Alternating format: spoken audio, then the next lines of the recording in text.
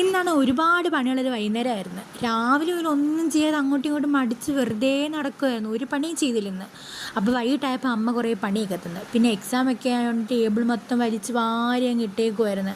പിന്നെ പതിയെ നിന്ന് അതെല്ലാം വൃത്തിയാക്കി ഇങ്ങനെ അങ്ങ് നിന്ന്. 2 ദിവസം കഴിഞ്ഞാൽ പിന്നെയും പഴയ പോലെ വൃത്തിയോടൊക്കെ ആയിട്ട് കിടക്കും. പക്ഷേ എന്നാലും നമുക്ക് ചെയ്ത് കിട്ടുമ്പോൾ ഒരു സാറ്റിസ്ഫാക്ഷൻ വേറെയാണല്ലോ.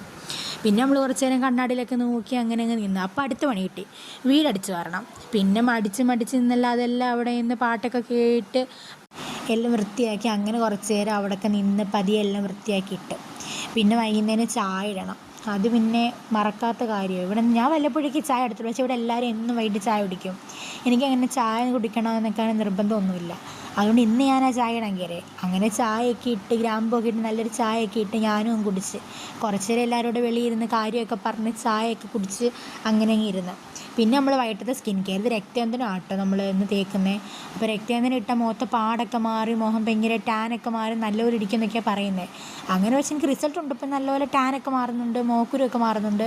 അങ്ങനെ അതെല്ലാം ഇട്ട് കുളിച്ച് വൃത്തിയായി വന്ന് കുളിച്ചിട്ടൊക്കെ വന്നു കഴിഞ്ഞാൽ കുറച്ച് നേരം കണ്ണാടിയിലൊക്കെ നോക്കി അങ്ങോട്ടും ഇങ്ങോട്ടും ഇങ്ങനെ നിൽക്കണം. പക്ഷെ നമ്മൾ കുളിച്ചെന്നുള്ള കാര്യം നമ്മൾ 4 പേരെ അറിയിക്കണമല്ലോ. പിന്നെ കുളിച്ച് കഴിഞ്ഞാൽ കുറി ഇട്ടാലേ എല്ലാവരും അറിയത്തുള്ളൂ നമ്മൾ കുളിച്ചെന്നുള്ള കാര്യം. അങ്ങനെ നമ്മൾ കുറച്ചൊരു കുറിയൊക്കെ ഇട്ട് കുറച്ച് നേരം അങ്ങോട്ടും ഇങ്ങോട്ടൊക്കെ നടന്ന് നമ്മൾ മുടിയൊക്കെ ഉണക്കാനായിട്ട് കുറച്ച് നേരം അങ്ങോട്ടും ഇങ്ങോട്ടൊക്കെ നടക്കണം. എന്നിട്ട് മുടി ഉണങ്ങത്തുള്ളൂ. എൻ്റെ മുടി പെട്ടെന്ന് ഉണങ്ങും. പിന്നെ കുറച്ച് നേരം ഫാനിൻ്റെ കീഴിലൊക്കെ ഇരുന്ന് അങ്ങനെയൊക്കെ ഇരുന്ന് നമുക്ക് പഠിക്കണം. അങ്ങനെ പഠിക്കാനായിട്ട് ബുക്കൊക്കെ എടുത്ത് വെച്ച് കുറച്ച് നേരം പഠിക്കാനൊക്കെ ഇരുന്ന് പഠിക്കാമെന്നൊക്കെ വെച്ച് കഴിഞ്ഞാൽ ഇപ്പോൾ എക്സാം നടന്നുകൊണ്ടിരിക്കുകയായതുകൊണ്ട് പഠിച്ചേ പറ്റൂ. പഠിച്ചാലേ എന്തെങ്കിലുമൊക്കെ രക്ഷയുള്ളൂ. അങ്ങനെ ഭയങ്കര പാടാണല്ലോ ഇപ്പോൾ എക്സാമൊക്കെ, എല്ലാവർക്കും അറിയാവുന്ന കാര്യമല്ലേ. അങ്ങനെ കുറച്ച് നേരം ഇരുന്ന് പഠിച്ച് രാത്രിയൊക്കെ ആയി.